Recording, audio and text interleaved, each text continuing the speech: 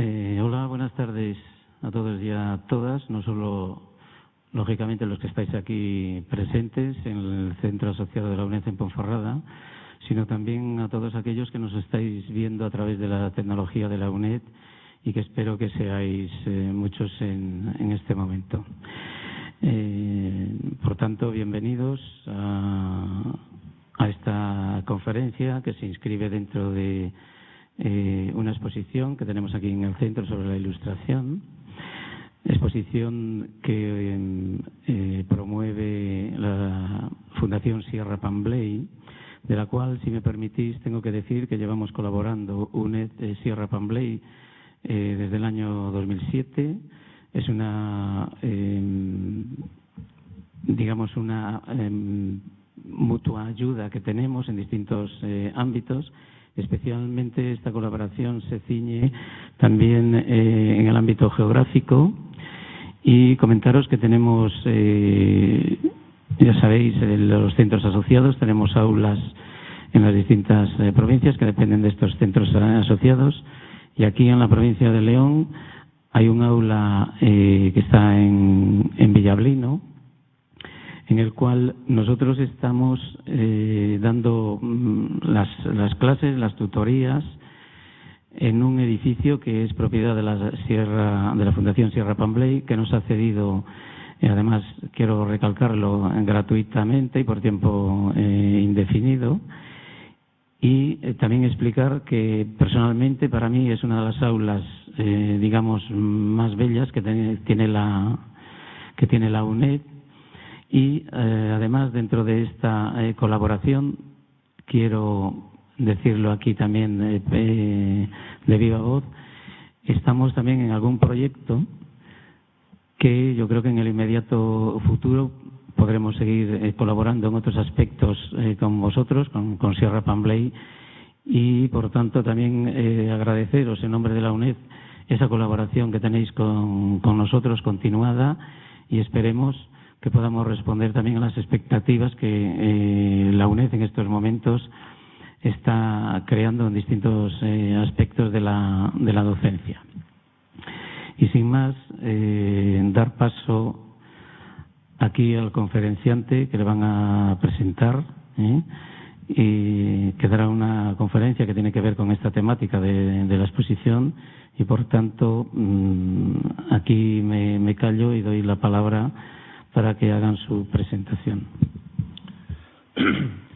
Bueno, pues buenas tardes a todos y muchas gracias por acompañarnos en esta primera conferencia del ciclo ideado para celebrar el tricentenario de Diderot, que tuvo lugar en el año 2013.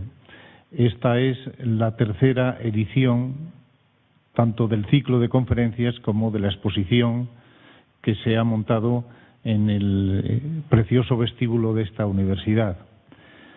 La primera de estas conferencias corresponde al profesor Francisco Carantoña Álvarez, que es muy joven para la cantidad de obra que tiene. Es lo primero que a mí me ha sorprendido de su extraordinario currículum. Es doctor por la Universidad de Oviedo en Historia.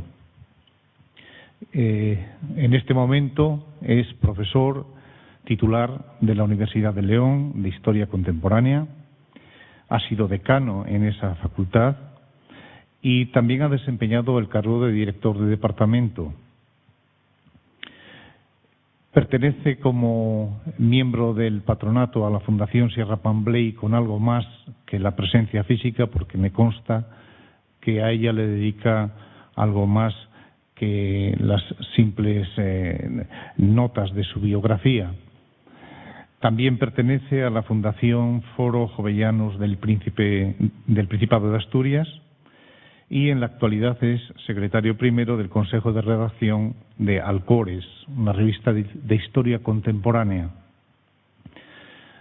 Es miembro del Grupo de Investigación de Excelencia Élites Contemporáneas de la Junta de Castilla y León y ha participado también en el proyecto de investigación del Diccionario Biográfico de los Parlamentos Españoles. En cuanto a la obra publicada de Francisco Carantoña, es muy amplia, como ya decía al principio. Tiene publicaciones en colaboración con otros historiadores, en revistas especializadas. Tiene también libros de los que es él el único autor, centrados sobre todo en la época española de la Guerra de la Independencia en las Cortes de Cádiz. Y yo creo que sin más les dejo ya con el profesor Carantoña que les explique algo sobre el pensamiento político del ilustrado Jovellanos. Muchas gracias. Amable y generosa presentación. Buenas tardes.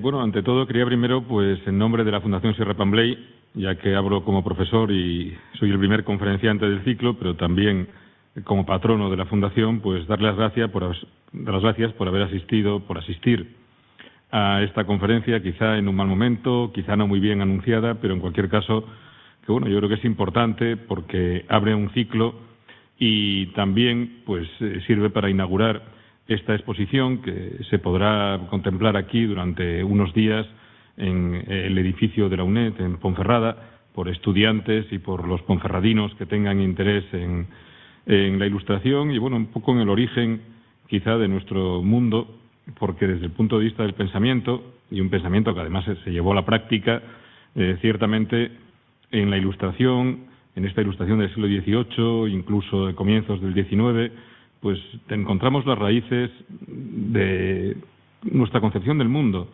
de nuestros sistemas políticos, en gran medida de nuestra forma de vivir. Un momento de cambio decisivo, y donde, además, es verdad que también se encuentran opiniones contradictorias, claro, porque no es fácil, no se puede hablar de una sola ilustración.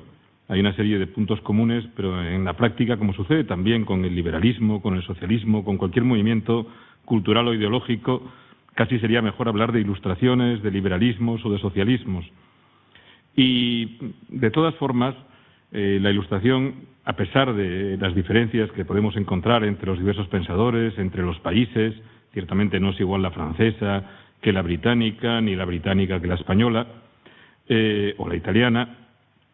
Insisto que a pesar de ello tiene una serie de rasgos comunes que permiten hablar de un movimiento en su conjunto y que, bueno, en parte voy a destacar, aunque me voy a centrar sobre todo en las ideas políticas. Las ideas políticas primero con un carácter un poco general y después, pues, concretando más en el que quizá fue el ilustrado más brillante de España, que es Gaspar Melchor de Jovellanos, que por otra parte es compatriota mío doblemente, porque es asturiano y gijonés también como yo, y que en ese sentido quizá por ello, aunque no solo, pues también le tengo un afecto especial. Y es verdad que la ilustración española es una ilustración un poco limitada. No quiero quitarle importancia, pero se desarrolló con muchísimas dificultades. La España, al fin y al cabo, era el país de la Inquisición. Las reformas de los Borbones, como las de casi todos los déspotas ilustrados, todos los reyes ilustrados del siglo XVIII, todos los monarcas en general, independientemente del título que tuviesen, son siempre limitadamente reformistas, limitadamente ilustrados. Al fin y al cabo, un monarca, bueno, pues está formado para ser rey, un rey además en la época del absolutismo, de derecho divino, pero no tiene una gran formación intelectual nunca, no tiene por qué ser especialmente inteligente, y en todo caso lo que sí puede tener es tacto político y sobre todo la habilidad para rodearse de buenos consejeros y buenos ministros. Eso lo tuvieron algunos de los gobernantes, de los monarcas europeos de esa centuria, de la segunda mitad sobre todo de esa centuria, pero pocos, y la mayor parte al final acaban imponiendo siempre su carácter de reyes absolutos de derecho divino sobre las posibilidades del reformismo, que ciertamente es muy limitado. Incluso cuando colaboraron, como le sucedió, por ejemplo, a Federico de Prusia con Voltaire, pero poquísimo tiempo, y tuvo que salir por pies de su corte, y algo parecido le pasó a Diderot con Catalina de Rusia. Y en el caso de España, bueno, es verdad que tenemos a Carlos III, probablemente, o con toda seguridad, el mejor rey de la dinastía, pero y que más que nada, pues eso, supo favorecer en este país, el país de la Inquisición, repito, una política reformista, pero siempre con muchísimas limitaciones. Eso se nota, por ejemplo, en los periódicos, en los problemas que van a tener los pocos que se publican, que tienen un carácter de difusor del pensamiento, estoy usando el Censor, por ejemplo, ¿no? Que siempre van a estar, incluso con Floridablanca como ministro, ¿no? Siempre con el garrote encima, y puedes decir hasta aquí, pero como te pases un poco, te cierro, te amenazamos con que te persiga la Inquisición o con que acabes en la cárcel. Y, bueno, eso sucede también con la publicación y la distribución de los libros. La mayor parte entraban bajo cuerda. El propio Jovellanos va a ser perseguido por la Inquisición por tener el Instituto de Gijón. Un Instituto de Gijón que había conseguido que se promoviese oficialmente. Es verdad que ya estamos hablando del reinado de Carlos IV, cuando realmente se pone en marcha, pero que en cualquier caso, insisto, es un centro de enseñanza oficial, pero donde tenía grandes dificultades para que determinados libros pudiesen estar en la biblioteca y donde incluso se le perseguirá por tenerlos, aunque los tuviese con autorización, ¿no? Y ahí donde iban también representantes de la Inquisición a ver exactamente lo que había, a ver quién podía acceder a ellos, etcétera, etcétera. Bueno, todo esto, insisto, explica, independientemente ya de otros tópicos que puedan existir sobre la afición de los españoles a pensar, que esa Ilustración española pues tenga unas características un poco especiales. Y eso en parte afecta a Jovellanos. Si Jovellanos hubiera sido francés, hubiera escrito con mucha más libertad y hubiera publicado otras cosas que no pudo publicar en España. Y ciertamente, para encontrar una obra estrictamente política y donde Jovellanos resume su pensamiento político en algunos aspectos bastante avanzado, hay que esperar hasta el periodo de la Guerra de la Independencia, hasta que se quiebra en la práctica el absolutismo, y para que redacte la memoria en defensa de la Junta Central, que va a redactar en Muros, un pueblo que también, por razones personales, en Galicia, donde tuvo que mantenerse en un semidestierro durante más de un año, y en el que, no en el Pazo de Ribadulla, porque realmente la escribe en Muros, que es donde está la mayor parte del tiempo, ¿no? Lo digo por el cartel que está ahí, que me fijé antes, que yo creo que eso es un poco inexacto, ¿no? Y digo que esa obra, la memoria en defensa de la Junta Central, es en la que Jovellanos se explica con más libertad, ¿no? Pero claro, es un momento en donde precisamente cuando se publica, las Cortes de Cádiz ya han decretado la libertad de imprenta, ¿no? Que no existía en España. Momento un poco especial en este sentido. Bueno, como decía, la Ilustración es diversa, ahí se puede hablar casi de ilustraciones, pero sí hay algunos aspectos que tienen en común y algunos, como digo, tienen que ver con las ideas políticas. Desde luego, algo en lo que coinciden todos los ilustrados, y si no lo serían, es en la importancia de la razón y en la importancia de la educación, precisamente para conseguir que pueda desarrollarse esa razón por parte de los seres humanos. Es decir, se ha dicho, y yo creo que con bastante fortuna, que la Ilustración, la política de la Ilustración es ante todo pedagogía. Su proyecto es un proyecto pedagógico. Otras cosas que luego puedan tener entre ellos también ideas distintas, ¿no? Y de hecho nace en esta época la primera gran renovación de la enseñanza. Pestalozzi, ¿no?, estaba pensando en él, por ejemplo, y bueno, pues en general todos los ilustrados, no hablemos también de Gusseau, por ejemplo, están siempre muy preocupados por ese aspecto didáctico, ¿no? Y la enciclopedia, al fin y al cabo, es una gran obra didáctica que lo que pretende es unir en una sola obra y divulgar los conocimientos, el pensamiento y también un pensamiento práctico y técnico, porque la Ilustración, otra de las ideas que son comunes y que realmente introduce, o por lo menos generaliza, es la idea de progreso. Y ese progreso, claro, que se sustenta precisamente sobre la fe en el hombre, en el ser humano, bueno, casi podríamos decir en el hombre, porque en la mujer tenían poca fe. Quiero decir que la Ilustración tampoco es perfecta y, entre otras cosas, es fundamentalmente machista, puesto que son hombres los protagonistas, igual que el primer liberalismo, incluso el revolucionario en Francia, Por eso, cuando se habla de los derechos del hombre o del papel del hombre, casi vale más, en este caso, utilizarlo literalmente, porque piensan en el hombre. En todo caso, la mujer como una especie de apoyo, de ayuda, de complemento de esa labor fundamentalmente masculina. Pero bueno, lo que estaba comentando en este sentido es que precisamente por esa fe en el hombre, o en el ser humano, si se quiere, pues creen en el progreso, porque creen que su razón, que con su inteligencia es capaz de conseguir mejorar las condiciones de vida y hacer progresar a la sociedad y a la humanidad. Y en eso tienen que ver el pensamiento, las ciencias y, desde luego, también las técnicas. Antes comentábamos, antes de comenzar la conferencia, a la entrada, pues por ejemplo, la importancia de las sociedades económicas de amigos del país en España. Bueno, realmente su labor fundamental era la de un poco lo que después va a hacer la Fundación Sierra Pambley, ¿no?, debido a las carencias de la enseñanza pública. Es decir, extender la educación y, sobre todo, una educación práctica, una educación técnica. La educación en artes y oficios, podríamos decir, es lo que casi más les importaba. Es verdad que hacen conferencias a veces, que tienen bibliotecas, que pueden estar ya, tener un carácter cultural un poco más elevado. Pero en general, sobre todo, se trata de formar a jóvenes que puedan contribuir al progreso material de la sociedad. Y es una formación, insisto, prioritariamente técnica la que buscan, ¿no? Igual que también se intenta pues, establecer innovaciones, por ejemplo, también para la agricultura, extenderlas entre los campesinos, etcétera, etcétera, ¿no? Por lo tanto, esa fe en el progreso, esa fe en la educación, es algo común a la Ilustración. Y también la defensa de la libertad de pensamiento, de la tolerancia, ¿no? Ciertamente aquí los ilustrados son más o menos conservadores, pero yo creo que todos en general coinciden en la importancia de esa libertad, porque claro, es la base de la educación.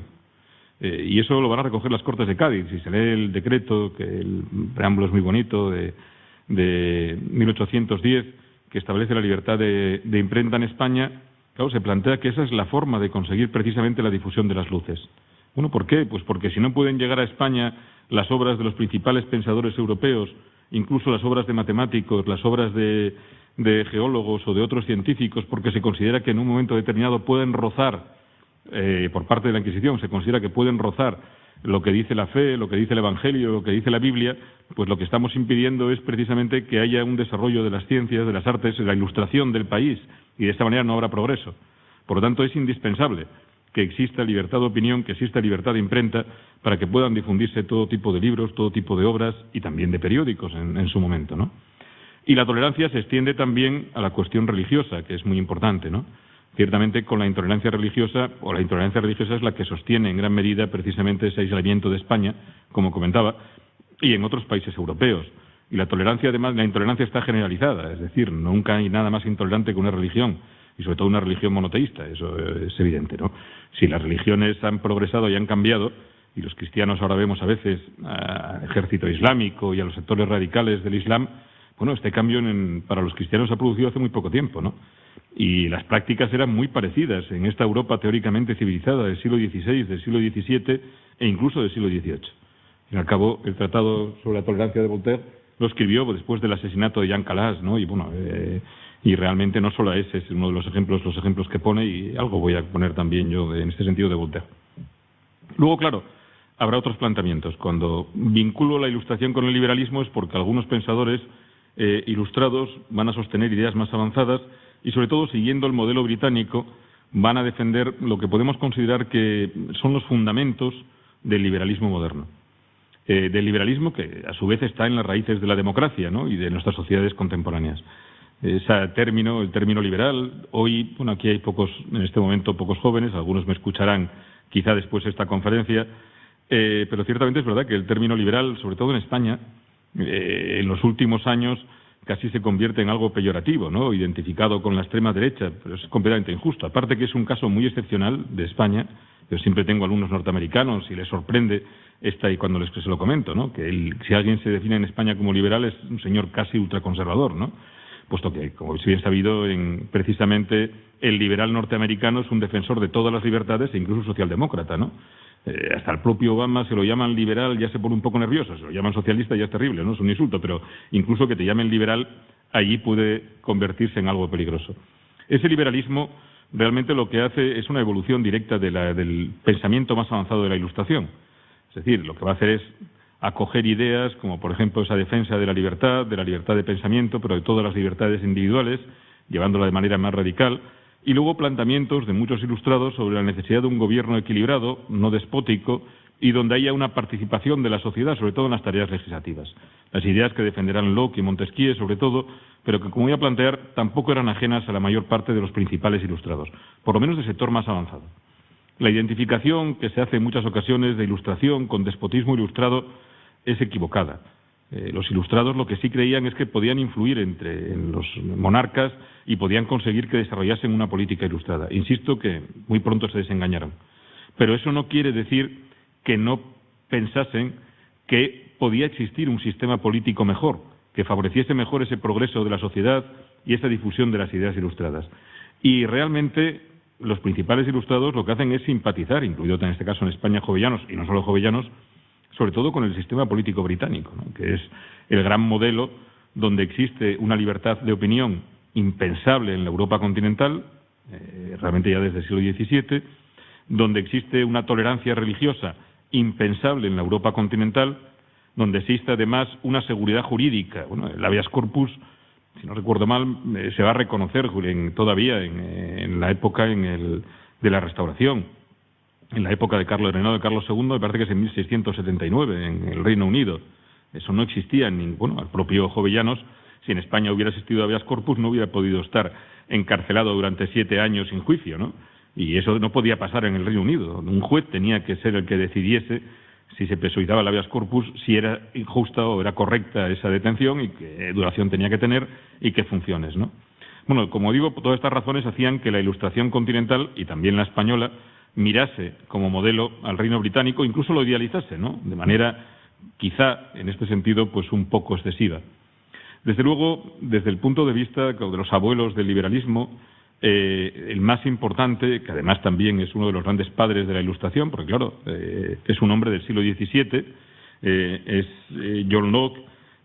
John Locke nació en 1632 y murió en 1704. Es decir, es un hombre muy anterior a la publicación de la enciclopedia y muy anterior cronológicamente, incluso 2 o 3 generaciones anteriores, a la mayor parte de los principales ilustrados, ¿no? Y desde luego también, no digamos, a Jovellanos, ¿no? Que todavía es más joven, incluso que Voltaire, Diderot o cualquiera de los ilustrados franceses. Sin embargo, Locke es un hombre que tiene una gran influencia y sus ideas sobre el derecho natural, sus ideas sobre el pacto social, sobre el pacto político, influirán en el pensamiento político liberal, pero también en toda la Ilustración, y su pensamiento filosófico y, como digo, también político, ¿no? De Locke, en este caso, dentro de pensamiento político, me interesa destacar, hombre, también podía haber, y estuve a punto de hacerlo ayer, porque estuve buscando, pero tenía que hacer una selección de frases distintas, porque su carta sobre la tolerancia, porque Locke fue uno de los primeros defensores de la libertad religiosa cuando casi nadie lo hacía. La Carta sobre la Tolerancia es de 1689, si no recuerdo mal, cuando estaba todavía triunfando la Revolución Inglesa, y está redactada antes, Se publicó en el 89 en Holanda, tardó un poco más en publicarse en la propia Inglaterra, y la había redactado precisamente en el periodo de dominio de los Estuardo, y cuando la intolerancia religiosa pues era la práctica habitual. Coexistían, evidentemente, confesiones cristianas distintas entre los británicos, pero tenían unas relaciones extremadamente malas entre ellas, y realmente, bueno, pues el intento de restablecer el catolicismo va a ser una de las causas fundamentales de la caída de Jacobo II y de, bueno, la dinastía Estuardo, ¿no? Y la Revolución Gloriosa de 1688 que estableció las bases del sistema parlamentario británico, ¿no? Locke es el padre ideológico también de esa revolución, independientemente de a qué se deba su evolución, con la colaboración con los Whigs y que desde el exilio, sobre todo. Y, como decía, pues su carta sobre la tolerancia lo que hace es defender fundamentalmente la tolerancia religiosa, el que el Estado no tenga una religión y no pueda intervenir para imponer o para defender o para sostener ninguna confesión religiosa. Claro, esto es lo que después va a tomar Jefferson, que va a ser el gran defensor de la libertad religiosa en Estados Unidos, lo que se implanta por primera vez también en Estados Unidos, en esa república constitucional moderna, la primera, que es una constitución escrita, ¿no?, que existe en la historia de la humanidad y que se inspira, como digo, directamente en Locke. Bueno, de todas formas, ya que no he traído ninguna frase de esa obra, lo que me interesaba destacar aquí precisamente son los planteamientos de Locke sobre el sistema político, ¿no? Y, bueno, por un lado, en primer lugar, lo que he destacado en estos párrafos de su ensayo sobre el gobierno civil, que es de 1690, como digo, es casi el manifiesto de la Revolución Gloriosa, es, en primer lugar, pues la necesidad de que los gobernantes tengan que actuar de acuerdo con leyes establecidas y promulgadas, que no deberán ser modificadas en casos particulares y tendrán que ser idénticas para el rico y para el pobre, para el favorito que está en la corte y para el labrador que empuña el arado. La verdad es que esto es magnífico. En una Europa continental, una Europa que todavía estaba en la sociedad estamental, donde se consideraba que era algo natural la desigualdad entre los hombres, la desigualdad jurídica, donde por nacer con un apellido con otro se tenían determinados derechos o no, donde había jueces especiales para nobles y para plebeyos. Sostener esto, incluso todavía en un Reino Unido, donde aún los lores y la aristocracia eran muy importantes, ciertamente es extremadamente moderno. Y estamos a pensar que, bueno, piensen que estamos 100 años antes de la Declaración de Derechos del Hombre y el Ciudadano de la Revolución Francesa, ¿no?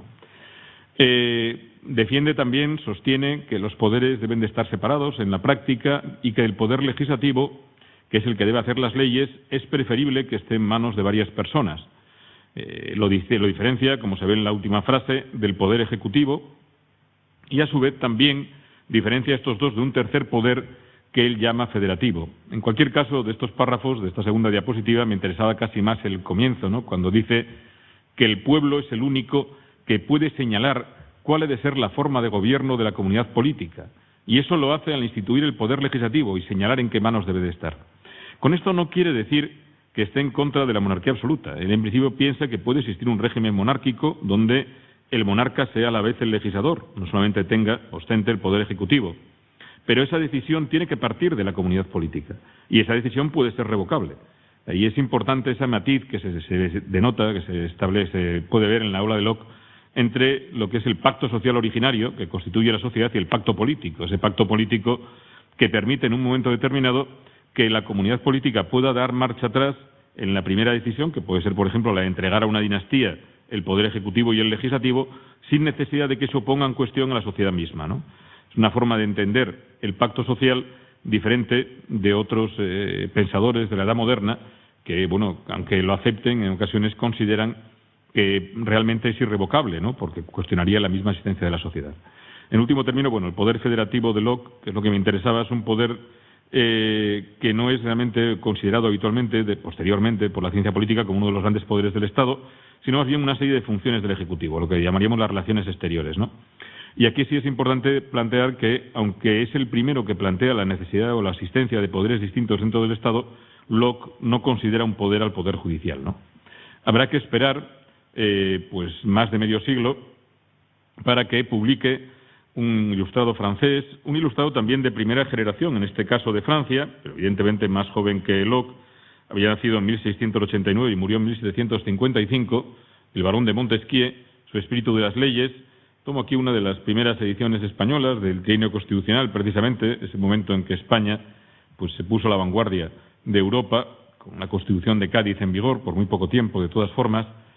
Y, bueno, Montesquieu, me podría extenderme bastante sobre él, pero la verdad es que debo alargar la conferencia. Pero, en cualquier caso, es un ilustrado que es un aristócrata y que nos muestra muchas de las contradicciones de la Ilustración. Montesquieu, precisamente como noble y como admirador del sistema político británico, cree en la necesidad de conservar los privilegios de la nobleza.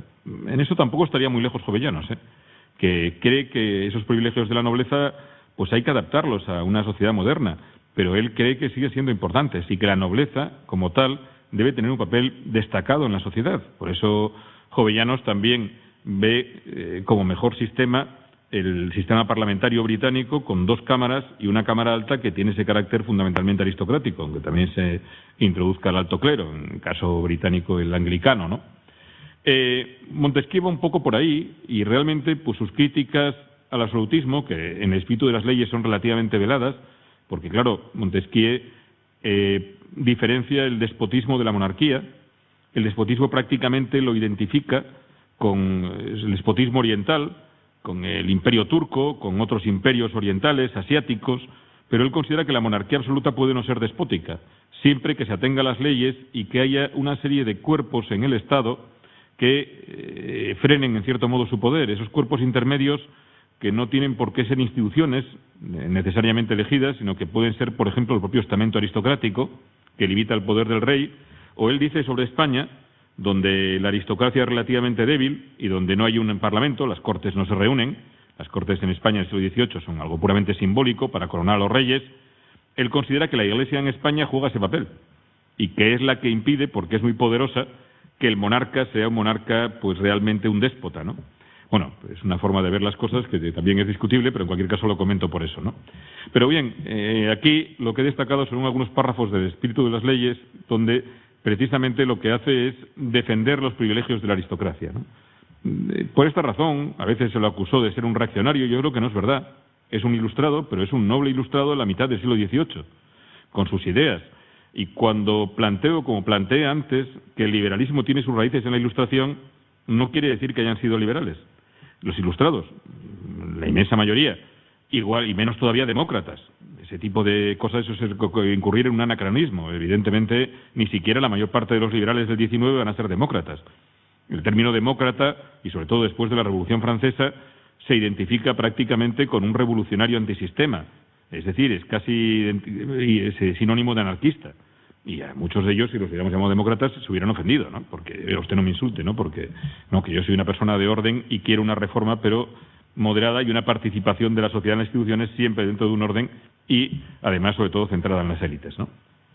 Bueno, en cualquier caso, como decía, pues Montesquieu es verdad que tiene este aspecto que yo creo que hereda bastante, porque la propia Revolución Inglesa tiene mucho que ver con las revueltas antinobiliarias que son características del siglo XVII, que suceden en España, suceden también en Francia, en la Fronda, etcétera, que están en contra del despotismo del monarca, pero que, insisto, no son liberales y mucho menos democráticas. Otra cosa es para sectores de la nobleza que se ven un poco relegados por el absolutismo y por el ascenso, además, de plebeyos que se forman en las universidades, técnicos, diríamos ahora, que cada vez tienen más peso, ya en el 17 y sobre todo en el 18, pues reaccionan contra eso. Montesquieu tiene parte de eso, pero bueno, en cualquier caso él, como digo, su ejemplo es el Reino Unido, y el Reino Unido tiene un parlamento bicameral con 2 cámaras colegisladoras, que la alta es una cámara aristocrática, no elegida, donde la mayor parte de los lores entonces eran lores hereditarios, y donde tenían también privilegios con respecto a la justicia, aunque no existiese un sistema señorial como el de la Europa continental, ¿no? Bien, sin embargo, lo más importante, yo creo, de la aportación de Montesquieu al pensamiento político, y ahí sí que está claro que enlaza con lo que es el pensamiento liberal posterior, es su insistencia en la existencia de 3 poderes en el Estado, 3 poderes que ya los define, como se entienden después por la ciencia política moderna, como se va a entender por el liberalismo y por los sistemas democráticos, como el poder ejecutivo, el legislativo, en esto coincide con Locke y se inspira con toda seguridad en Locke, pero también para él el poder judicial. Y él plantea no solamente que deben estar separados en cuerpos distintos, sino, quizá esto es lo más importante, que debe haber un equilibrio entre estos poderes. Y esto es decisivo, puesto que lo que pretende es que ningún poder se imponga a los otros. Cada uno tiene sus funciones, pero igual que sostiene, como Locke, que el legislativo no debe estar reunido permanentemente, porque eso podría dar lugar a una especie de despotismo parlamentario, pues considera también que el monarca, como cabeza del Ejecutivo, tiene unas funciones bien delimitadas que no pueden contradecir las leyes y disposiciones que están reservadas al Parlamento, entre ellas también pues el control, por ejemplo, del ejército, el reclutamiento, los impuestos, etcétera. Y luego cree también que debe haber una justicia independiente y que esa justicia independiente, aunque para él debe ser diferente para plebeyos que para aristócratas, pues debe servir de contrapeso a los otros 2 poderes. Bueno, realmente sin separación de poderes y sin equilibrio de poderes no puede existir un sistema constitucional. Es decir, eso lo van a ver muy claro los revolucionarios franceses, lo vieron los legisladores norteamericanos, Madison, Jefferson, etcétera, es que la Constitución norteamericana está sustentada precisamente sobre un gran equilibrio de poderes, con una separación muy radical entre ellos y una autonomía muy extrema incluso entre ellos, que es ajena a los sistemas parlamentarios, claro, es cierto que inicialmente monárquicos, luego republicanos con tradición monárquica de Europa continental. Pero bueno, claro, eso se puede funcionar en Estados Unidos porque el presidente de la República tiene una legitimidad del sufragio directo que no va a tener un rey en Europa, donde luego, insisto, después ya cuando establezcan repúblicas suelen predominar las parlamentarias, ¿no? Pero la separación entre el Ejecutivo y el Legislativo, que el Ejecutivo no puede disolver anticipadamente el Parlamento, el Legislativo no controla al Gobierno, como es bien sabido puede tener mayorías distintas, el Judicial es completamente independiente de los 2, insisto, eso es característico de la Constitución norteamericana y no fácil siempre de implantar, ¿no? Lo intentaron de todas formas en las primeras constituciones, los franceses en el 91, los españoles en el 12, pero bueno, con un éxito relativo. En cualquier caso, digo que es una aportación muy importante, pues porque si no existe esos contrapesos entre los 3 poderes y si no hay una justicia independiente, siempre se puede caer en el abuso, ¿no? Y ahí estoy completamente de acuerdo con Hume, ¿no? Cuando plantea más o menos, y hablo de memoria, que hay que pensar siempre que cualquier gobernante va a ser un canalla, ¿no? Y por lo tanto tiene que haber un sistema de leyes y un sistema de instituciones que impida que ese canalla pueda comportarse como tal. Es decir, que hay que desconfiar siempre de cualquier gobernante. Bueno, al fin y al cabo son personas y es bien sabido, y ahí cito a Slow Acton, ¿no? El inglés que dice que el poder absoluto corrompe absolutamente y cuanto más poder se tiene, desde luego más fácil es corromperse, ¿no? Es algo que estamos aprendiendo también en España sobre la importancia precisamente de moderar el peso que tienen los partidos en los poderes del Estado, ¿no? Pues bien, eso es lo que viene a plantear Montesquieu, e insisto, pues sin ello no hubiera habido sistemas constitucionales modernos. Y esto es lo que recoge la Declaración de Derechos del Hombre y el Ciudadano de 1789, un artículo que me parece muy bonito porque define muy bien, es decir, donde plantea toda sociedad en la que no está asegurada la garantía de los derechos, lo primero que se plantea básico, ¿no?, en esa declaración, ni determinada la separación de poderes, no tiene Constitución. Bueno, aquí esto realmente es una declaración, una declaración política ¿en contra de quién? Pues en contra de quienes sostenían que todos los países tenían Constitución, en parte el propio Montesquieu, ¿no?, y que es lo que va a defender Burke precisamente en contra de los revolucionarios franceses. Una Constitución derivada de la historia, incluso influida por la providencia, y que entre la providencia y la historia habían creado adecuada a cada país. Bueno, lo que dicen los revolucionarios franceses, no, esto no es cierto. Si no tiene esas características, el sistema político institucional no se puede considerar constitucional, ¿no? Bueno, esto es un acto revolucionario, como digo, decisivo y que está en la base de todos los sistemas políticos modernos. Bien, quería mencionar también, aunque sea de pasada, a Voltaire, sobre todo porque en esta obra del Voltaire juvenil, en estas cartas filosóficas, que algún ejemplar precisamente pues tenemos en la exposición, destaca su entusiasmo también por el sistema político inglés. Un sistema que, insisto, incluso los propios ilustrados franceses idealizan, ¿no? Pero bueno, voy a pasar también un poco de largo porque veo que me voy a extender y no quiero tampoco pasarme demasiado de la hora de intervención. Sí he traído también unas frases, unos párrafos del Tratado sobre la Tolerancia de Voltaire, porque Voltaire en lo que más influyó en el pensamiento de la Ilustración, y realmente yo creo que bueno, el nacimiento del liberalismo es en su defensa de la libertad de pensamiento y de la tolerancia. Voltaire realmente toca el mismo tema que va a abordar Locke, lo que pasa que lo hace de otra manera y no entra tanto en debatir o en discutir sobre cómo deben comportarse las iglesias cristianas, en convencerlas, sino que lo plantea de manera un poco más general, aunque se refiere sobre todo a los cristianos, evidentemente, y a los católicos, ¿no?, en el caso francés. La verdad es que los párrafos me parecen muy definitorios, ¿no?, cuando dice el derecho humano no puede estar basado en ningún caso más que sobre este derecho natural. Bueno, también cree en el derecho natural, como la mayor parte de los ilustrados continentales, como Locke, aunque como es bien sabido, no todos los británicos, ¿no? Y el gran principio, el principio universal de uno y otro es, en toda la tierra, no hagas lo que no quisieras que te hagan. No se comprende, por lo tanto, según tal principio, que un hombre pueda decir a otro, cree lo que yo creo y que lo que no puedes creer, o perecerás. Y esto es lo que se dice en Portugal, en España, en Goa. Bueno, ¿por qué pone a Portugal y a España? Porque son los países católicos con la Inquisición, donde todas están prohibidas cualquier otra religión en aquel momento, y bueno, pues lo compara con Goa, que por otra parte, en aquel momento yo creo que ya debía tener cierta presencia portuguesa, pero Goa debía ser bastante famosa, ¿no? Porque yo me acuerdo aquí en Villafranca haber leído un documento del trienio donde se quejaban unos pueblos con respecto al ayuntamiento de Villafranca, ¿no?, porque los trataba de manera opresiva y decía que nos trata como si fuéramos negros de Goa, ¿no? Es una cosa que me pareció curiosa, supongo que, bueno, porque había referencias a través de los portugueses, ¿no?, y quizá la India no sabía, bueno, al fin y al cabo oscuros eran los indios, ¿no?, aunque hoy no los definamos como negros en sentido literal. Pero bien, como decía, se pone este ejemplo. En otros países que no asesinan a quienes no pertenecen a la religión del Estado, porque es lo que se hacía en España, todavía, aunque bueno, poco se mata en esta época, pero aún la Inquisición, o por lo menos la posinquisición, todavía en el reinado de Fernando VII tendrá alguna víctima literal. Cree que o te aborrezco, creo, te haré el daño que pueda, monstruo, no tienes mi religión, por lo tanto no tienes religión. Bueno, esto se refiere más ya al Reino Unido, a la propia Francia, donde había una minoría hugonote, una minoría judía, pero donde ciertamente eran tratadas con intolerancia, ¿no? Si conducirse así fuese de derecho humano, sería preciso que el japonés dase al chino, etcétera, etcétera, y que por lo tanto todo el mundo se viese pues como un enemigo por tener ideas distintas. Y todos juntos se arrojarían sobre los cristianos que durante tanto tiempo se han devorado unos a otros. El derecho de la intolerancia es por lo tanto absurdo y bárbaro. Es el derecho de los tigres, y es mucho más horrible porque los tigres solo matan para comer, y nosotros nos hemos exterminado por unos párrafos. La verdad es que Voltaire es anticlerical y es crítico en Cándido, en este tratado, con la Iglesia católica, sobre todo con los jesuitas, con el sector más intolerante, con la Inquisición, pero ciertamente, bueno, estas son obras que se publican en un país católico y donde existía poca tolerancia, ¿no? Pero en España y para los sectores ultramontanos, y en España se convierte en el símbolo del demonio, ¿no? El que te llamaran volteriano en el siglo XVIII, principios del XIX, era un insulto terrible, ¿no? Y si se cogen los principales escritos de la época de las Cortes, ¿no?, antiilustrados y antiliberales, que son antiilustrados, ¿no?, no solamente Voltaire, sino la filosofía en general.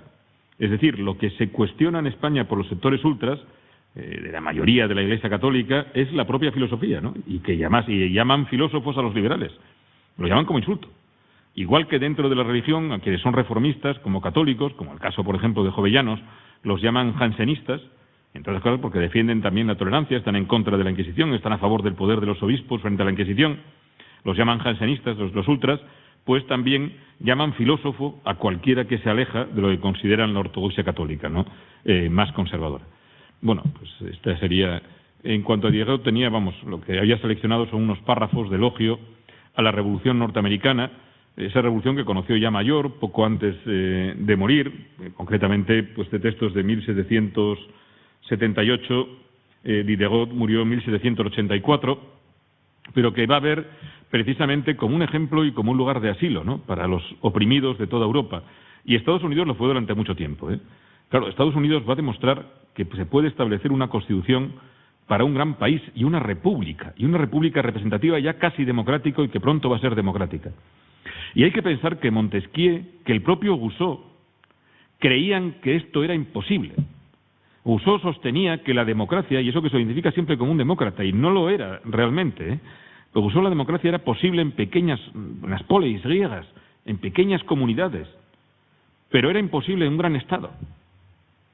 Y lo que va a demostrar Estados Unidos es que un gran Estado puede ser constitucional, puede ser republicano, puede ser federal y puede ser, en aquella época se consideraba democrático porque votaba mucha gente, aunque no fuera absolutamente universal el voto, aunque fuera masculino, pero muy pronto va a serlo, por lo menos para los hombres, democrático, en las primeras décadas del siglo XIX realmente, ¿no?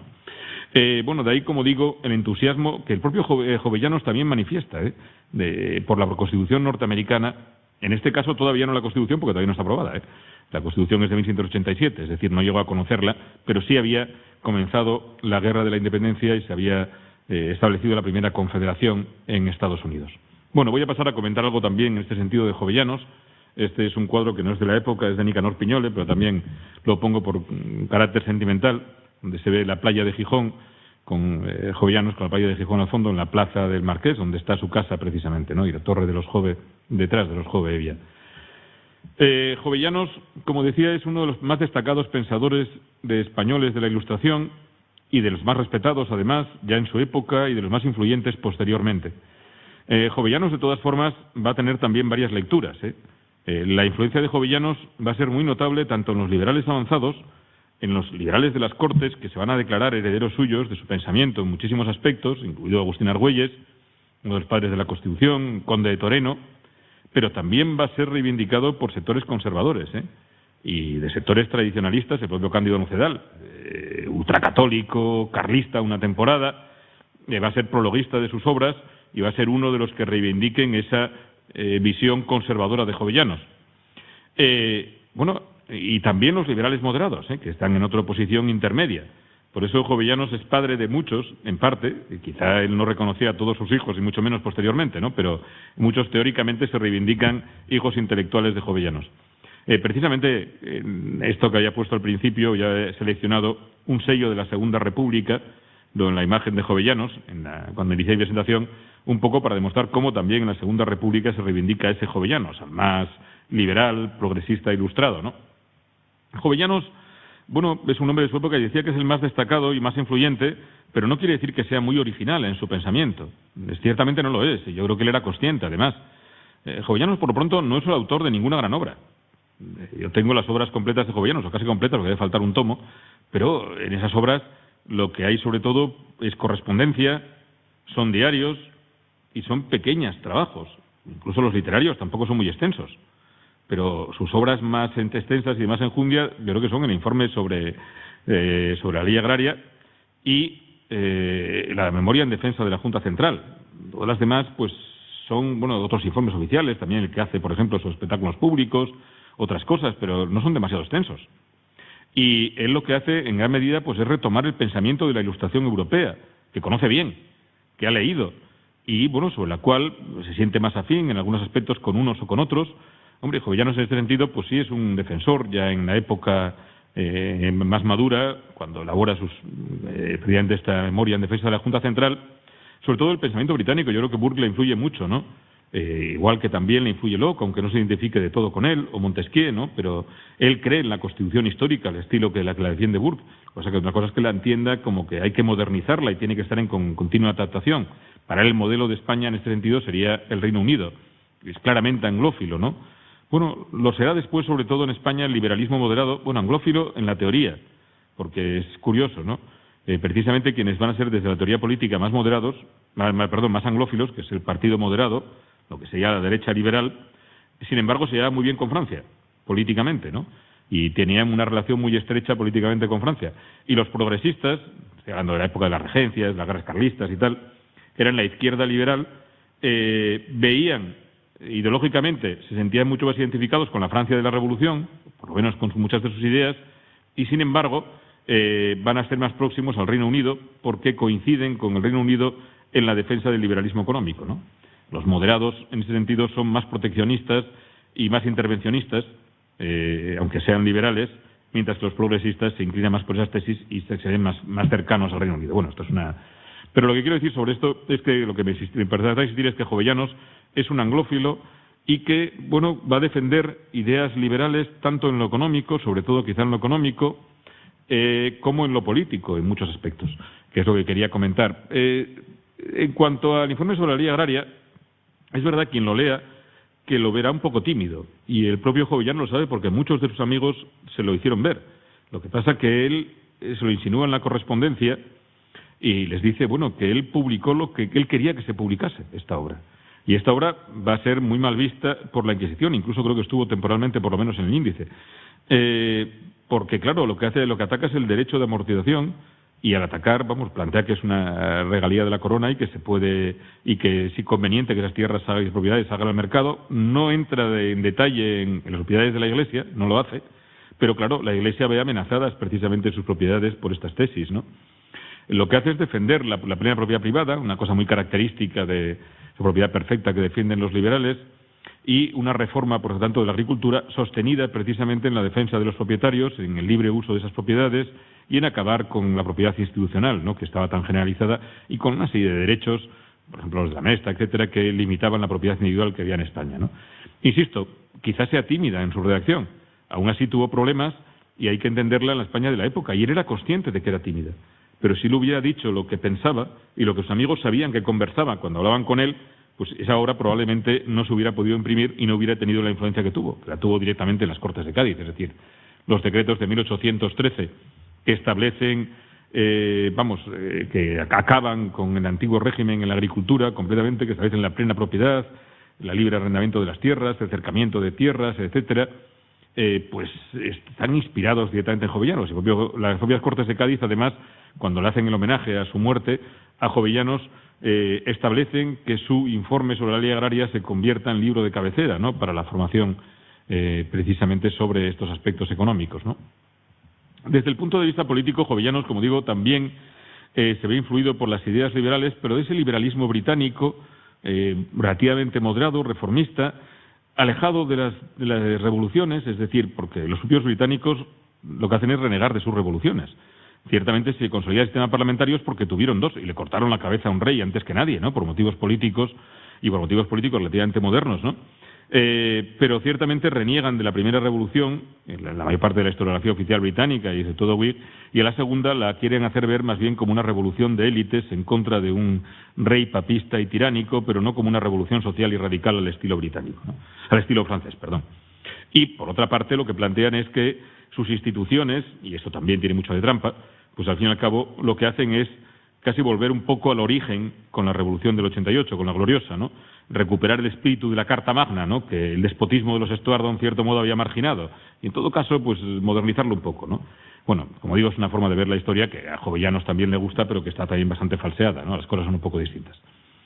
En la práctica, como digo, Jovellanos pues mira al Reino Unido y se intuyen, y sus ideas se conocen además porque tiene bastante coherencia, sobre todo por escritos privados anteriormente, pero cuando va a tener un protagonismo político mayor es cuando es elegido por Asturias, como miembro por la Junta de Asturias, como miembro de la Junta Central, y allí tiene que debatir sobre la convocatoria de Cortes, cómo deben ser esas Cortes y sobre cómo debe reformarse el sistema político español.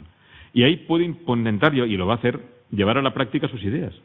Y él cree que España tiene una constitución histórica, que es muy mal conocida. Él es un gran amigo de otro ilustrado asturiano, precisamente, Martínez Marina, uno de los primeros preliberales, que fue diputado, además, en las Cortes del Trienio Constitucional, medio afrancesado también, como tantos liberales de la época, que permaneció en la Academia de la Historia durante la ocupación francesa de José I, se lo acusó un poco, pero los liberales lo querían tanto, lo respetaron tanto, que se le perdonó ese cierto afrancesamiento político en aquel momento, ¿no? Y Jovellanos, insisto, lo que pretende es entonces llevar a cabo su proyecto. ¿Y su proyecto en qué consiste? Pues en restablecer esa Constitución histórica. Y para ello quiere que se convoquen cortes, que sean unas cortes bicamerales al estilo británico, como nunca las haya habido en España, con una Cámara Alta baja muy representativa, y él lo defiende. Y de hecho, en la Cámara Baja, que van a ser las Cortes de Cádiz, es la más representativa que existía entonces en Europa. Iba mucho más allá, incluso casi que la francesa del 91, porque el sufragio era más abierto, aunque se combinase con otras cosas, y una Cámara Alta, eso sí, que muy parecida a la británica, con los grandes de España, equivalente a los lores, y obispos y arzobispos católicos, equivalente a los del clero anglicano. Ese es el sistema que propone. Una separación de poderes, las Cortes tendrían la legislación, el rey tendría el ejecutivo, y el sistema judicial sería inicialmente todavía el de los consejos, que había en el antiguo régimen, y los tribunales, aunque se iría reformando por parte de las Cortes, pero porque, eso sí, él cree que esa Constitución histórica tiene que actualizarse, y que esa es la misión de las Cortes. Pero no hacer una Constitución nueva, modernizarla. Establecer la libertad de imprenta, garantizar derechos, seguridad jurídica, lo que haga falta. Código penal, evidentemente, moderno, que no existía en España. Se seguía recurriendo a la ley de recuperación, a toda la legislación medieval, porque no había un código penal entonces. Lo primero lo van a hacer los liberales en el 22, etcétera. Pero quiere, por lo tanto, partir de esa Constitución histórica y modernizarla. Y eso es lo que va a dejar muy claro a lo largo de todo este periodo, ¿no? Ciertamente se ve muy influido, sobre todo por Lord Holland, su gran amigo, y también por John Allen, colaborador de Lord Holland, un gran pensador también político, que son los que le acaban, en cierto modo, ayudando a configurar ese proyecto que desarrolla en 1808, 1809, y luego ya plasma en su memoria en defensa de la Junta Central. En buena medida lo consigue, es decir, en buena medida lo consigue. ¿Y por qué? Pues consigue que se convoquen cortes, y teóricamente la Junta Central acepta que se convoquen como él quiere, con unas cortes bicamerales. Bueno, aquí lo dice claramente en una carta, esto no lo dice en público, pero bueno, sí lo dice muy claramente ya en la memoria en defensa de la Junta Central. Cuando ya está fuera de la Junta Central, en la memoria se ve claramente que él lo que quiere es establecer en España un sistema como el británico. Es así. Eso es lo que quiere. Cuando habla de Constitución histórica está haciendo trampa. Y eso lo sabe John Allen y lo sabe Lord Holland, lo dicen ellos en las cartas. Vamos, están haciendo trampa. Como a veces se dice, renovadores, innovadores. Vamos a ver, todos eran innovadores. Lo que pasa es que Jovellanos quiere innovar en un sentido determinado. ¿Por qué? Pues porque cree que si no hay, precisamente con Montesquieu, un equilibrio también entre poderes que tenga que ver con el equilibrio en testamentos, pues se podría ir hacia la democracia. Por eso no le gusta que se proclame la soberanía nacional, y luego incluso hace una especie de equilibrio intelectual para justificar que exista la soberanía nacional como principio básico, pero que en la práctica la soberanía la tenga el rey, como la tiene el rey británico entonces, y como teóricamente la sigue teniendo ahora, que creo que nadie se la quitó. La idea de que el soberano es el pueblo existe en los países que tienen una constitución escrita. En el Reino Unido no, formulado de esa manera, ¿no? Otra cosa es que en la práctica el poder está en el Parlamento. Pero bueno, es a través de una serie de leyes que llegan a conformar el sistema actual, ¿no? Pero bien, lo que plantea Jovellanos, como digo, va en ese sentido, es decir, esa defensa de un monarca que tiene la soberanía en la práctica, que encabeza el poder ejecutivo, mientras que el poder legislativo recaería en esas cortes bicamerales y el poder judicial en tribunales independientes. Bueno, aquí lo que intentaba destacar es precisamente cómo tiene bastante coherencia en su pensamiento y cómo a Jovellanos no le disgustan las constituciones escritas. Él cree que lo mejor es llegar por la vía de la reforma. Quiere evitar la revolución, con la guerra civil, con la represión sangrienta que hubo en Francia. Y por eso la vía de la reforma de las instituciones tradicionales le parece mejor. Pero no es que le parezcan mal las constituciones escritas.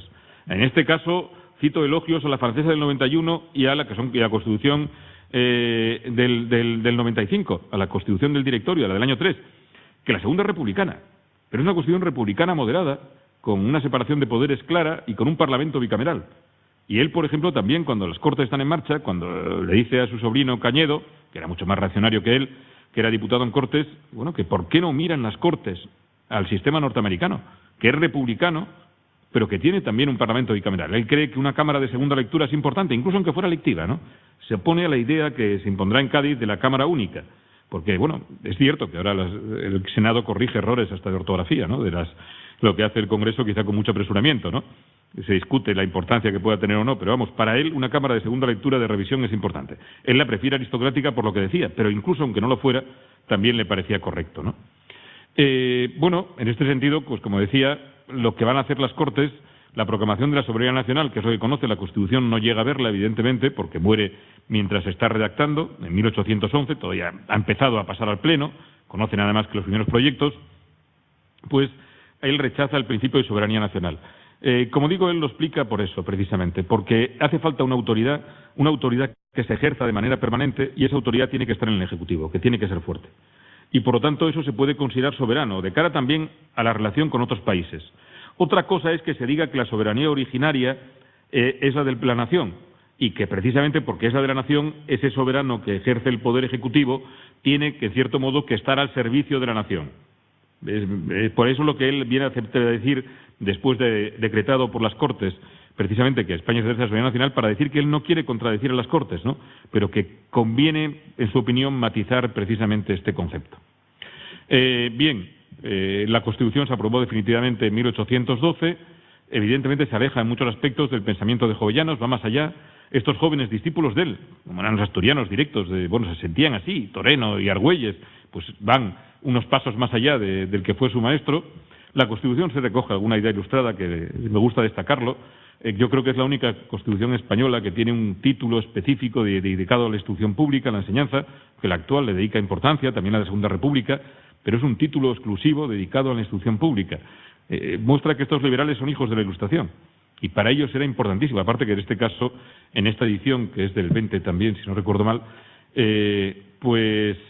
lo que tiene es un grabado precioso. Esta se puede encontrar en Internet, en la web, se puede descargar, en PDF, si le interesa a alguien de quienes me están escuchando o me escuchen en el futuro, porque la tienen las Cortes y facilitan precisamente las Cortes que se puede descargar. Es una edición preciosa. Lo digo por si a alguien le interesa tener una edición de la época, aunque sea un poco ya del trienio, creo que es del 20, y en este caso aparece con este grabado, ¿no?, representando una escuela de aquel momento, precisamente, que destaca esa importancia. Para Jovellanos la educación también era decisiva como buen ilustrado. De hecho, su gran obra, la que para él era probablemente mayor que cualquier obra escrita casi, fue la creación del Instituto de Gijón. Un instituto que no era un instituto de enseñanza media, era un instituto dedicado a la mineralogía y a la navegación, es decir, dedicado a las ciencias, y donde él pretendía tener una gran biblioteca, de ahí los problemas con la Inquisición, y pretendía formar a nuevas generaciones de científicos y técnicos que él veía que necesitaba España. Era muy crítico con la Universidad Tradicional Española, con los planes de estudios y con esa enseñanza basada solamente en la teología, en el latín y en el derecho, que es lo único que se enseñaba en la Universidad Española realmente, ¿no? Y él cree que eso había que cambiarlo radicalmente y que había que enseñar en castellano y en español y enseñar cosas prácticas y útiles precisamente para la sociedad, ¿no?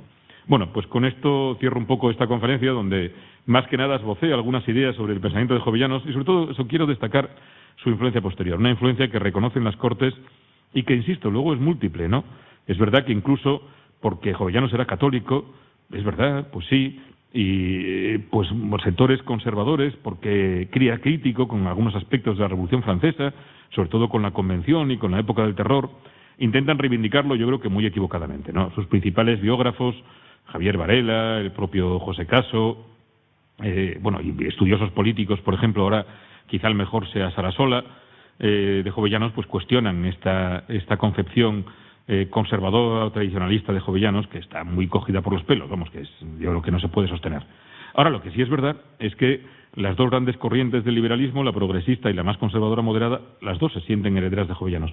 Y que realmente el pensamiento de Jovellanos sí es cierto que era pues un poco avant lettre el pensamiento moderado posterior. Otra cosa es que si Jovellanos hubiera nacido un poco más tarde, a lo mejor hubiera sido más progresista, más avanzado, ¿no?, en algunas ideas. Es posible, ¿no? Pero bueno, no hay que ser anacrónico.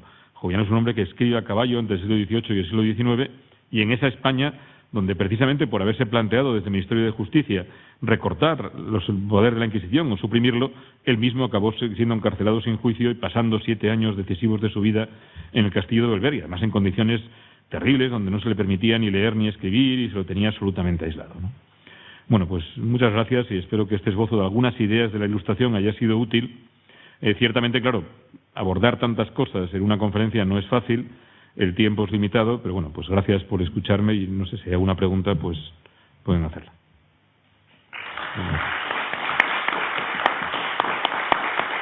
Pues me sigue la hora, ¿no? Sí, sí.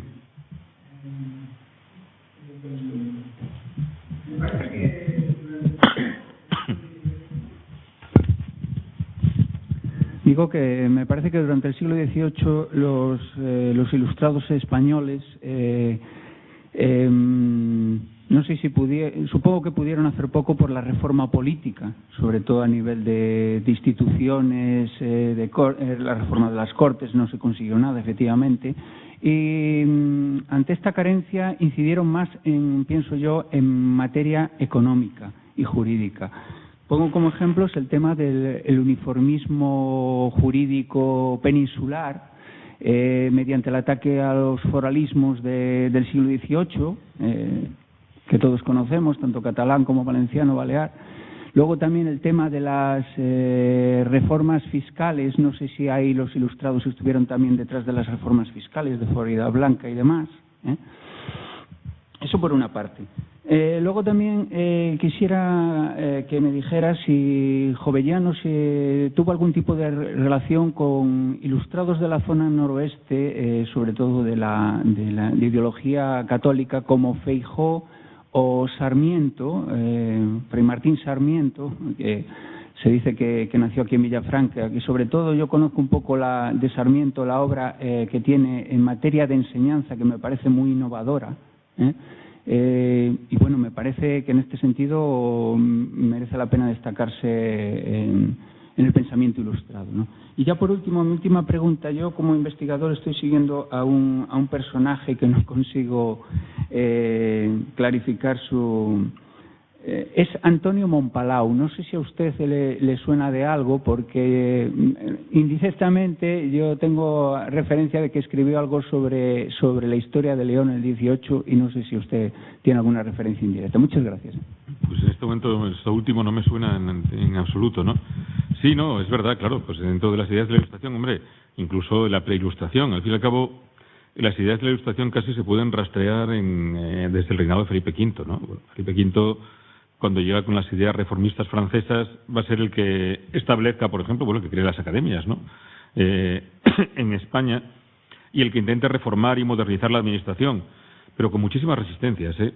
Por ejemplo, el establecimiento de los intendentes dio marcha atrás en varias ocasiones, tarda en consolidarse y realmente, tienen a veces, incrementan funciones, toman las de los corregidores, vuelven a perder las de los corregidores.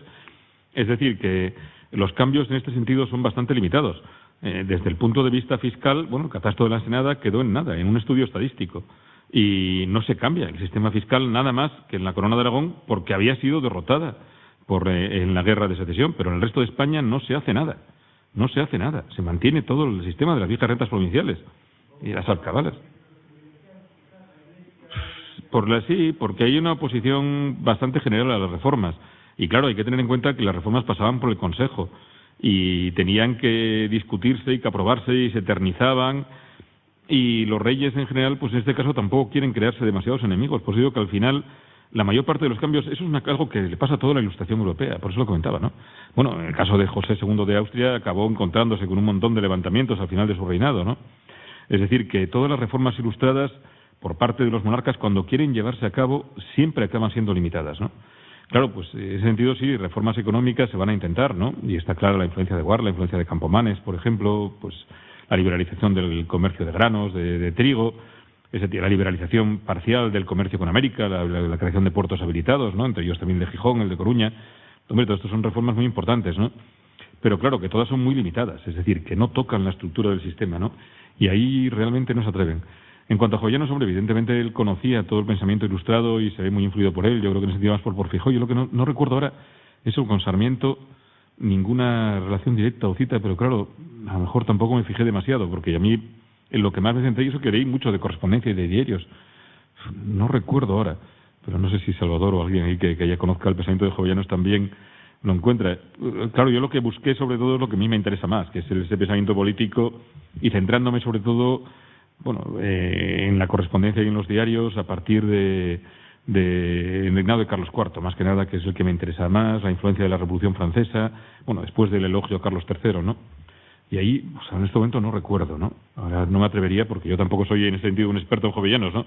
Me interesa Jovellanos en este sentido y he leído bastante de Jovellanos, pero sobre la biografía y sobre esto quizá yo no me puedo considerar, porque nunca he trabajado, nunca he publicado nada sobre su biografía, ¿no? Más que nada sobre el periodo concreto de este. Entonces no me atrevo a decir nada, pero ciertamente en este momento no recuerdo, no me suena, ¿no? Y la otra de Montpalau tampoco, no sé de qué. Si lo hubiera conocido lo hubiera intentado consultar, ¿no? Porque si hay cosas de la historia de León de esta época que claro que me interesa de lo que hubiera podido decir, ¿no? Pero no lo sé. Habría que buscar, pero miraste en la Biblioteca Nacional, quizá, a ver si intenta. Además ahora la Biblioteca Nacional es muy fácil, ¿no? Y a través de internet se puede ver.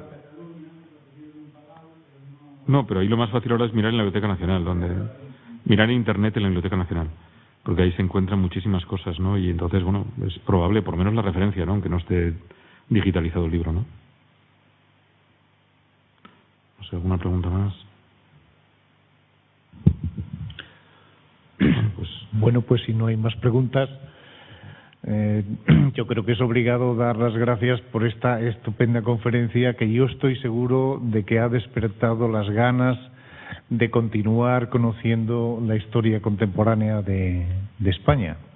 Por cierto, yo lo que también quería daros son otras gracias, ya que esto va a quedar grabado además, para que no las di antes, lo tenía pensado y lo tenía aquí subrayado, pero se me olvidó, a los 4 profesores que han sido, bueno, realmente la iniciativa partió junto con nuestro vicepresidente Graciliano Palomo, pero son 4 profesores jubilados de enseñanza media, eméritos, habría que decir, eméritos con méritos, ¿no? Porque aunque no exista en la educación secundaria ese cargo, y que voluntariamente pues se decidieron a recopilar los materiales, a prepararlos, a sacar adelante esta exposición, y que van a participar además 2 de ellos como conferenciantes, ¿no?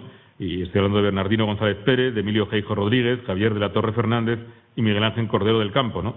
Que realmente pues han colaborado con la Fundación Sierra Pambley, casi diría yo que la Fundación Sierra Pambley con ellos, y que gracias a ellos, insisto, pues llevamos año y pico con la exposición, con las charlas, con las conferencias, e intentando un poco divulgar las ideas ilustradas, que realmente son la raíz de la propia fundación, porque claro, estos primeros liberales como Sierra Pambley son quizá más ilustrados que liberales, ¿no? En la práctica, y en este sentido nuestro origen, y bueno, al fin y al cabo incluso don Paco pues sigue siendo un heredero de la ilustración, igual que Gumersindo de Azcárate, ¿no? Por eso le daban tanta importancia a la educación, a la pedagogía, y por eso van a crear una fundación destinada precisamente a la enseñanza, ¿no? Bueno, pues yo creo que era obligado, y que conste que al empezar a hablar y después de escucharos se me fue el santo al cielo y tenía que haber sido este agradecimiento al inicio, pero bueno, queda bien también como cierre del acto, ¿no? Muchas gracias. Sí, sí. Jovellanos tuvo relación con la ciudad, bueno, con el pueblo de Galicia, ¿se siguió allí? Claro, él tuvo que refugiarse en Muros. Jovellanos, cuando cae la Junta Central, lo que tiene que hacer es abandonar Cádiz. Lo va a abandonar porque además, bueno, incluso algunos miembros de la Junta Central fueron detenidos temporalmente, luego van a ser todos exculpados por las Cortes. Pero hay un momento que hay un interregno, en 1810, la Junta Central cae, bueno, pues porque hay una ofensiva francesa que marcha sobre Andalucía. Se produce, creo que es en noviembre de 1809, no me acuerdo del día exacto, pero bueno, la batalla de Ocaña, que al sur de Madrid, que deja abiertas las puertas de Andalucía. José I en persona marcha sobre Andalucía, la Junta estaba en Sevilla, tiene que trasladarse a Cádiz, pero casi al punto de que llegar las tropas francesas, hay motines populares, y claro, a la Junta se le echa la culpa de la derrota. La Junta hizo cosas bien o mal, pero era un gobierno en una situación muy precaria, muy extrema, pero bueno, es lo de siempre, al gobierno siempre se echa la culpa, que con razón o sin ella, ¿no? Siempre, a veces la tiene, a veces no, a veces tiene parte de lo que pasa, ¿no? Y esto le sucedió a la Junta Central. Y claro, tenía también muchos enemigos. Tenía enemigos entre los liberales, que eran más bien adversarios, porque consideraban que había sido timorata, pero ellos en general, quitando alguno quizá más radical, no son muy críticos con la Junta, pero son críticos, pero vamos, no quieren perseguir a sus miembros, a los que respetan, ¿no? Y luego también de los sectores más ultras, que ellos hubieran querido un Consejo de Regencia, querían un Consejo de Regencia que se hubiera disuelto la Junta Central y que se hubiera gobernado España como Portugal. Es decir, Portugal lo que tiene es una regencia, no va a haber ninguna libertad de opinión, no va a haber ninguna reforma, no se convocan cortes, y esa regencia encima funciona bajo tutela británica. Eso también lo querían los ingleses, ¿eh? Hay que pensar que Lord Wellington era un reaccionario y su hermano pues también. Y van a, de hecho, bueno, como Wellington como gobernante después del partido torio conservador, Fue en ese sentido terrible en muchos aspectos, ¿no? Y a ellos no les gustaba mucho la evolución liberal de España, ¿no? Bueno, en cualquier caso, los ingleses aquí no tienen nada que ver. Lo que tiene que ver es lo que está pasando a los ultras en España, tal. ¿Qué pasa? Pues que la Junta Central, ante las protestas, ante el avance de tal, cuando llega a Cádiz, se disuelve, convoca a las Cortes primero, se disuelve y se crea un Consejo de Regencia. Y en ese contexto es cuando empiezan los ataques contra la Central, cuando algunos miembros de la Junta Central son detenidos, cuando se hacen investigaciones, se los acusa falsamente de corrupción, eso no fue cierto tampoco, y Jovellanos lo que hace es embarcarse y marchar hacia Asturias. ¿Qué sucede? Que cuando viene hacia Asturias, Asturias está ocupado otra vez por los franceses. Asturias estuvo siempre entrando y saliendo. Y él se tiene que quedar en Galicia. Sube un temporal terrible, estuvo a punto de hundirse el barco, y acaba desembarcando en Muros. Y en Muros acabó quedando. Fue alguna vez al Pazo de Ribadulla, precisamente, pero vamos, fue esporádicamente. Él vive en Muros y está en Muros más de un año. Y precisamente de Muros, cuando vuelve a ser liberada Asturias en 1811, porque es que coincide con el periodo más largo, que fue año y medio, no sé, llegó, sí, año y medio de dominación francesa, no sé si llegó año y medio exactamente, pero bueno, casi, dominación francesa de Asturias, entre comienzos de 1810, parece que es febrero, y el verano de 1811. Y él es cuando se va ya en 1811 para Asturias, llega a Gijón el 6 de agosto, por eso el 6 de agosto tiene una plaza en Gijón, una estatua, tal, pues hicieron celebraciones para recibirlo, pero poco después llegan los franceses, tiene que volver a embarcarse, cae enfermo y muere en Puerto de Vega cuando volvía hacia Galicia. Que Galicia fue el territorio libre de franceses. En España el mayor y que más tiempo estuvo libre de franceses, desde la primavera de 1809 hasta el final de la guerra, donde estuvo unos meses ocupado, fue Galicia. Y en Galicia se refugiaron muchísimos, también Valentín Foronda, otras... No tiene nada que ver. Él va a Muros porque cae en ese puerto y en ese puerto se queda. Luego tienen malas relaciones con la Junta porque influyen otras cosas, con la Junta gallega y con los militares, porque allí influye mucho el Marqués de la Romana, con el que se había enfrentado, porque parece que la Romana era un general reaccionario que había querido disolver la Junta Central y establecer una regencia. Ahí había chocado con Jovellanos, allá es de Asturias, hay muchas cosas. Y Jovellanos ahí se siente bastante maltratado, pero bueno, se siente a gusto en Muros, ¿no? Y ahí escribe la Memoria en defensa de la Junta Central, intenta publicarla, tarda mucho en salir. De hecho, la primera edición al final es en Coruña, si no recuerdo mal, pero intentó publicarla en Cádiz también, etcétera. Luego, por otra parte, claro, Galicia era un sitio seguro y luego era un puerto de mar. Si hubiera habido una invasión que no se produjo de Galicia, otra nueva segunda invasión, pues hubiera podido escapar, ¿no? Y luego, además, gracias al mar, tenía relaciones pues con Inglaterra y con Cádiz y con Asturias. Bueno, que Asturias menos, ¿no? Porque estaba ocupada, pero bueno, que se podían tener más tal. Y ahí es por eso, va a estar allí año y pico en Muros, y Muros tiene una escultura. De hecho, yo fui a la inauguración porque, por razones personales, mi padre fue uno de los que promovió también el que se le hiciese el homenaje a Jovellanos, y en el puerto de Muros, en un parque, estaba ahí un busto de Jovellanos, enfrente de la casa, que se acaba de restaurar ahora, unos particulares donde estuvo allí viviendo más de un año, ¿no? Y donde escribió Memoria en defensa de la Junta Central.